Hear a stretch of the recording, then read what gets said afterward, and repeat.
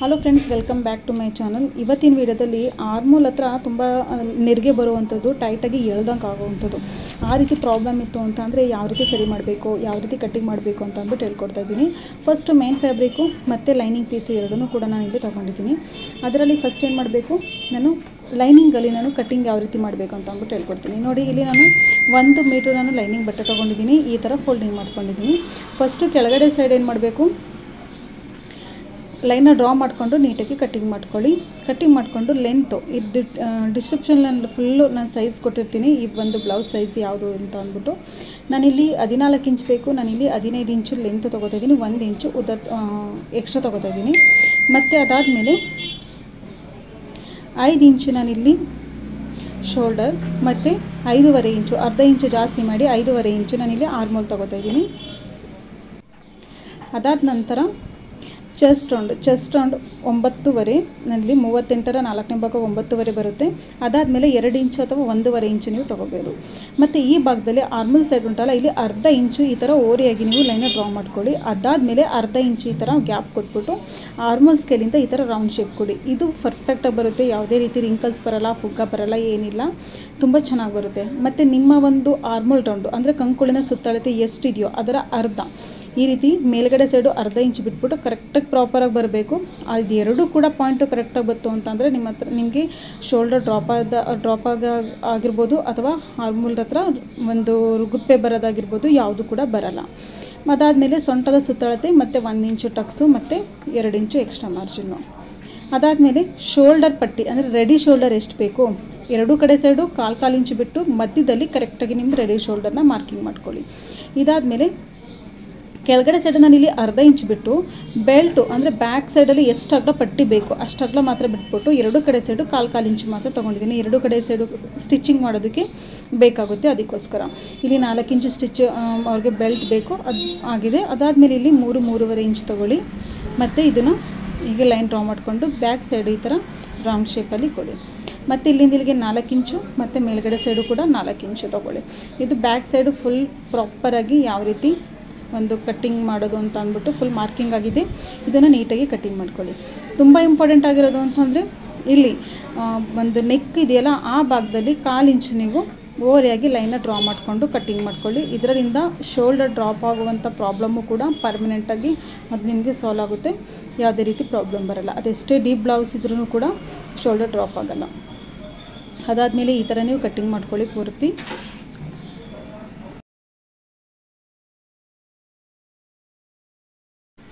Chest ಹತ್ರ ಮತ್ತು armhole ಒಂದು ಶೋಲ್ಡರ್ ಹತ್ರ ಹೀಗೆ ಚಿಕ್ಕದಾಗಿ ಕೊಟ್ಬಿಟ್ಟು ಬ್ಯಾಕ್ ಸೈಡ್ನ ಈ ಥರ ಕಟ್ಟಿಂಗ್ ಮಾಡ್ಕೊಳ್ಳಿ.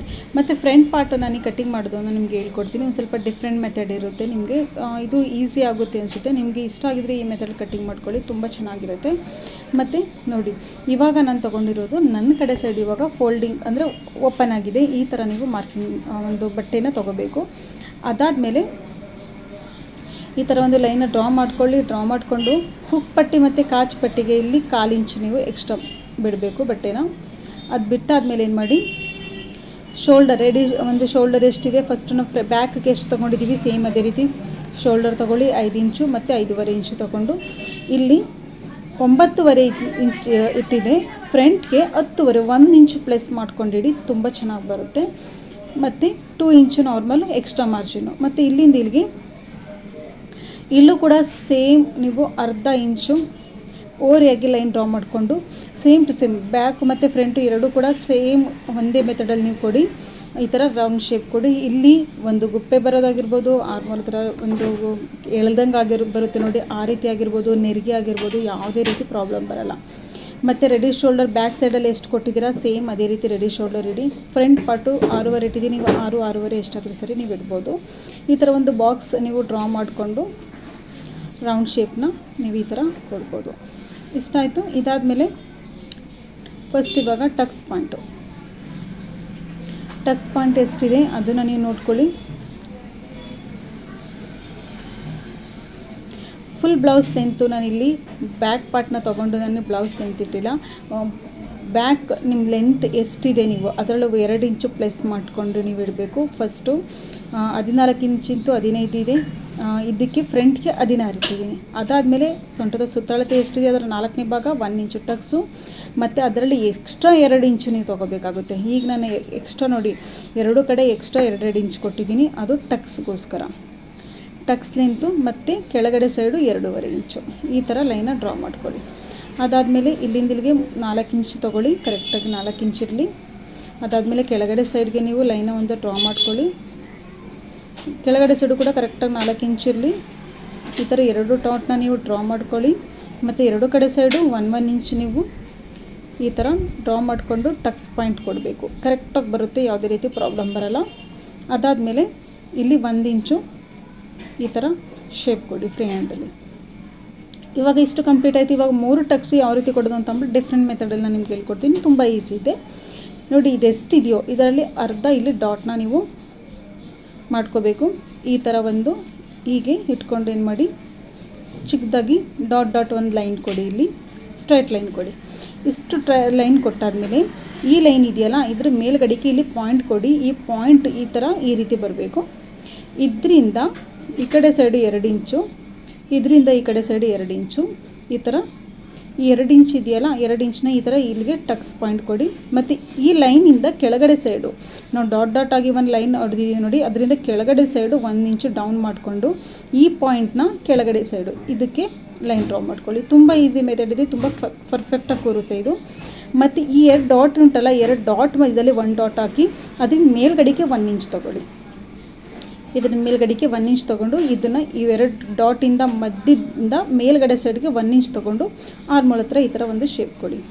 ಕರೆಕ್ಟಾಗಿ ಬರುತ್ತೆ. ಈ ಮೆಥಡ್ ನಿಮಗೆ ಈಸಿ ಅನಿಸುತ್ತೆ, ಈಸಿ ತುಂಬ ಫಸ್ಟ್ ಟೈಮ್ ನೀವು ಬಿಗಿನರ್ಸ್ ಆಗಿದ್ರೂ ಕೂಡ ತುಂಬ ಚೆನ್ನಾಗಿ ನೀವು ಇದನ್ನು ಫಾಲೋ ಮಾಡಿ, ತುಂಬ ಕರೆಕ್ಟಾಗಿ ಬರುತ್ತೆ. ಮತ್ತು ಇಲ್ಲಿ 2 ಇಂಚು ಎಕ್ಸ್ಟ್ರಾ ಕೊಟ್ಟಿದ್ದೀನಿ, ಅದು ಕೊಡಲೇಬೇಕು, ಇಲ್ಲಾಂದರೆ ಫ್ರಂಟ್ ಪಾರ್ಟು ತುಂಬ ಕಡಿಮೆ ಆಗಿಬಿಡುತ್ತೆ. ಇವಾಗ ಈ ಥರ ಕಟ್ಟಿಂಗ್ ಮಾಡಿಕೊಡಿ.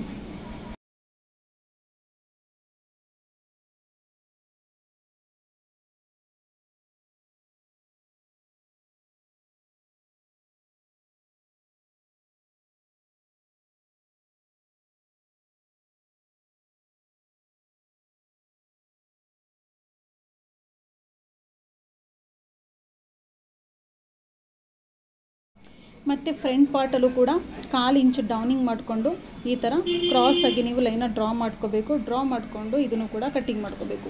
ಇದು ಅಂದರೆ ಶೋಲ್ಡರು ನೀವು ಈ ಒಂದು ಟಿಪ್ಸ್ನ ಫಾಲೋ ಮಾಡ್ತು ಅಂದರೆ ಎಷ್ಟು ಡೀಪ್ ಇದ್ರೂ ಕೂಡ ಶೋಲ್ಡರ್ ಕೆಳಗಡೆ ಜಾರಲ್ಲ, ಭುಜದಿಂದ ಕೆಳಗಡೆ ಜಾರಲ್ಲ, ಇದು ನೆನ್ಪಿಟ್ಕೊಳ್ಳಿ. ಇಷ್ಟಾದಮೇಲೆ 4 ಕಡೆ ನೀವು ಚಿಕ್ಕದಾಗಿ ಕಟ್ ಕೊಟ್ಕೊಳ್ಳಿ. ಏಕೆ ಅಂತ ಅಂದರೆ ಇದೊಂದು ಸ್ವಲ್ಪ ಲೈಟಾಗಿ ಈ ಥರ ಕಟ್ಟಿಂಗ್ ಮಾಡ್ಕೊಳ್ಳಿ ಇದನ್ನು. ಮತ್ತು ಚಿಕ್ಕದಾಗಿ 4 ಕಡೆ ಕಟ್ಕೊಡಿ. ಏಕೆ ಅಂದರೆ ನೀವು ಸ್ಟಿಚಿಂಗ್ ಮಾಡಬೇಕಾದ್ರೆ ತುಂಬ ಹೆಲ್ಪ್ ಆಗುತ್ತೆ ನಿಮಗೆ. ಈ ಥರ ಒಂದು ಕಟ್ಟಿತ್ತು ಅಂತಂದರೆ ಹೆಲ್ಪ್ ಆಗುತ್ತೆ. ಅದಕ್ಕೋಸ್ಕರ ಇದು ಹೊಸ ಮೆಥಡ್ ನಿಮಗೆ. ಇದನ್ನು ಫಾಲೋ ಮಾಡಿ ಬ್ಲೌಸ್ ಹೊಲ್ದು ನೋಡಿ, ತುಂಬ ಚೆನ್ನಾಗಿ ಬರುತ್ತೆ. ಫಿಟ್ಟಿಂಗು ಕೂಡ ತುಂಬ ಕರೆಕ್ಟಾಗಿ ಬರುತ್ತೆ ನೋಡಿ. ಇವಾಗ ಎಕ್ಸ್ಟ್ರಾ ನಾನು 2 ಇಂಚ್ ಯಾಕೆ ತೊಗೋತೀನಿ ಅಂತ ಅಂದರೆ ಇಲ್ಲಿ ನೋಡಿ ಫ್ರಂಟಲ್ಲಿ ಗ್ಯಾಪ್ ಬರುತ್ತಲ್ವ ಬ್ಲೌಸು, ಆ ರೀತಿ ಗ್ಯಾಪ್ ಬರೋಲ್ಲ ಈ ಥರ ಒಂದು ಮೆಥಡನ್ನ ನೀವು ಫಾಲೋ ಮಾಡಿದ್ರೆ. ಅದಕ್ಕೋಸ್ಕರ ಎಕ್ಸ್ಟ್ರಾ ಫ್ಯಾಬ್ರಿಕ್ನ 2 ಇಂಚು ಎಕ್ಸ್ಟ್ರಾ ತೊಗೊಳ್ಳೋದು ಫ್ರಂಟ್ ಪಾರ್ಟಲ್ಲಿ. ಇವಾಗ ಸ್ಲೀವ್ಸ್ ಒಂದು ಯಾವ ರೀತಿ ಕಟ್ಟಿಂಗ್ ಮಾಡೋದು ಅಂದರೆ ನೋಡಿ, 38 ಸೈಜ್ ಇರುವಂಥ ಬ್ಲೌಸು ಆರ್ಮೋಲ್ ಹತ್ರ ಬಟ್ಟೆ ತುಂಬ ಸಾಲ್ಟೇಜ್ ಆಗುತ್ತೆ. ಅದಕ್ಕೊಂದು ಟ್ರಿಕ್ಸ್ ನಾನು ಹೇಳ್ಕೊಡ್ತೀನಿ. ಬಟ್ಟೆ ಸಾಲ್ಟೇಜ್ ಆದಾಗ ನಾವು ಯಾವ ರೀತಿ ಕಟ್ಟಿಂಗ್ ಮಾಡಬೇಕು ಅಂತ ಅಂದ್ಬಿಟ್ಟು ನೋಡಿ. ಇದು 4 ಫೋಲ್ಡಿಂಗಲ್ಲಿ ನಾನಿಲ್ಲಿ ಫೋಲ್ಡಿಂಗ್ ಮಾಡಿದ್ದೀನಿ. ಬಟ್ ನಾನಿಲ್ಲಿ ಫೋಲ್ಡಿಂಗ್ ಮಾಡಬೇಕಾದ್ರೆ ನಾನು ಏನು ಮಾಡ್ತೀನಿ, ಅರ್ಧ ಬಟ್ಟೆ ಮಾತ್ರ ಫೋಲ್ಡಿಂಗ್ ಮಾಡ್ಕೊತೀನಿ, ಪೂರ್ತಿ ಫೋಲ್ಡಿಂಗ್ ಮಾಡಿಲ್ಲ ನಾನು. ನೋಡಿ ಉದ್ದ ಎಷ್ಟು ಬೇಕು ನಿಮಗೆ, 7 ಇಂಚು ಉದ್ದ ಬೇಕು. ನಾನಿಲ್ಲಿ 10 ಇಂಚ್ ತೊಗೊಂಡಿದ್ದೀನಿ ವಿಡ್ತಲ್ಲಿ. 7 ಇಂಚ್ ಬೇಕು, 8 ಇಂಚ್ ಇಟ್ಟಿದ್ದೀನಿ. 1 ಇಂಚು ಸ್ಟಿಚಿಂಗ್ ಹೋಗುತ್ತೆ. ಅದಾದಮೇಲೆ ಡೌನಿಂಗ್ ನಾನಿಲ್ಲಿ 3.5 ಇಂಚ್ ಕೊಟ್ಟಿದ್ದೀನಿ. ಮತ್ತು ಇಲ್ಲೊಂದು ಲೈನ್ ಡ್ರಾ ಮಾಡ್ಕೊಳ್ಳಿ. ಅದಾದಮೇಲೆ ಇಲ್ಲಿಂದ 2 ಇಂಚು ಹೊಲಿಗೆಗೆ ಹೋಗುತ್ತೆ ನೋಡಿ. ಇಷ್ಟು ನಾನಿಲ್ಲಿ 2 ಪೀಸ್ ಮಾತ್ರ ನಾವಿಲ್ಲಿ ಜಾಯಿಂಟ್ ಮಾಡ್ಕೋಬೇಕಾಗಿರುವಂಥದ್ದು. ಇಲ್ಲಿ ಸ್ಲೀವ್ಸ್ ರೌಂಡು 6, 2 ಇಂಚು ಎಕ್ಸ್ಟ್ರಾ ಮಾರ್ಜಿನು. ಇದನ್ನು ಈ ಥರ ಲೈನು ಡ್ರಾ ಮಾಡ್ಕೋಬೇಕು. ಅದಾದಮೇಲೆ ಸ್ಕೇಲಲ್ಲಿ ಈ ಮೂಲೆಯಿಂದ ಈ ಮೂಲೆಗೆ ಈ ಥರ ನೀವು ಒಂದು ಲೈನ ಡ್ರಾ ಮಾಡ್ಕೊಳ್ಳಿ. ಅದಾದಮೇಲೆ ಈ ಥರ ಒಂದು ಶೇಪ್ ಕೊಡಿ. ಇಲ್ಲಿ ಕರೆಕ್ಟಾಗಿ ಮಿಡಲಲ್ಲಿ 1 ಡಾಟು ಮತ್ತು 2 ಮಧ್ಯ ಅಂದರೆ ಸಿಮಿಲರ್ ಆಗಿರಬೇಕು. 3 ಡಾಟು ಕೂಡ ಒಂದೊಂದಿಗೆ ಕರೆಕ್ಟಾಗಿ ಸಮನಾಗಿರಬೇಕು. ಈ ಥರ ಮಾರ್ಕಿಂಗ್ ಮಾಡಿಕೊಂಡು ಈ ಥರ ಶೇಪ್ ಕೊಡಿ. ಶೇಪ್ ಕೊಡಬೇಕಾದ್ರೆ ನೋಡಿ ಇಷ್ಟು ಕಟ್ಟಿಂಗ್ ಮಾಡ್ಕೋತಾ ಇದ್ದೀನಿ. ಇಲ್ಲಿ ಯಾವಾಗಲೂ ಏನಾಗುತ್ತೆ 4 ಪೀಸು ಸೈಡಲ್ಲಿ ಜಾಯಿಂಟ್ ಮಾಡಬೇಕಾಗುತ್ತೆ. ಬಟ್ ಇದರಲ್ಲಿ 4 ಪೀಸ್ ಜಾಯಿಂಟ್ ಮಾಡೋ ಅವಶ್ಯಕತೆ ಏನಿರಲ್ಲ, ಓನ್ಲಿ 2 ಪೀಸಲ್ಲಿ ಕಂಪ್ಲೀಟ್ ಆಗೋಗುತ್ತೆ. ನೋಡಿ ಕೆಳಗಡೆ ಸೈಡು ಫುಲ್ ಇದೆ, ಮೇಲ್ಗಡೆ ಸೈಡ್ ಮಾತ್ರ ನಾವು ಜಾಯಿಂಟ್ ಮಾಡಿಕೊಂಡು ಈ ಒಂದು ಕೆಳಗಡೆ ಸೈಡ್ ಉಂಟಲ್ಲ ಆ ಪೀಸ್ ಅಳತೆಗೆ ನಾವು ಕಟ್ಟಿಂಗ್ ಮಾಡ್ಕೊಳ್ಳೋದು ಅಷ್ಟೇ. ಮತ್ತು ಸೀರೆ ಪೀಸು ಅಂದರೆ ಒಂದು ಬ್ಲೌಸ್ ಪೀಸ್ ಮೇನ್ ಫ್ಯಾಬ್ರಿಕ್ ಉಂಟಲ್ಲ ಅದನ್ನು ನಿಮಗೆ ಎಷ್ಟು ಈ ಥರ ಫೋಲ್ಡಿಂಗ್ ಮಾಡಿಕೊಂಡು ಎಲ್ಲ ಪೀಸ್ನೂ ಕೂಡ ಸೇಮ್ ಇದ್ರ ಮೇಲೆ ನೀಟಾಗಿ ನೀವಿಟ್ಟು ಕಟ್ಟಿಂಗ್ ಮಾಡ್ಕೋಬೇಕು. ವಿಡಿಯೋ ನಿಮಗೆ ಯೂಸ್ಫುಲ್ ಅನಿಸಿದ್ರೆ ವಿಡಿಯೋಗೆ ಲೈಕ್ ಮಾಡಿ. ಆದರೆ ಕಮೆಂಟಲ್ಲಿ ನಿಮ್ಗೆ ಏನಾದರೂ ಡೌಟ್ ಇತ್ತು ಅಂತಂದರೆ ಕಮೆಂಟಲ್ಲಿ ನೀವು ಕೇಳ್ಬೋದು.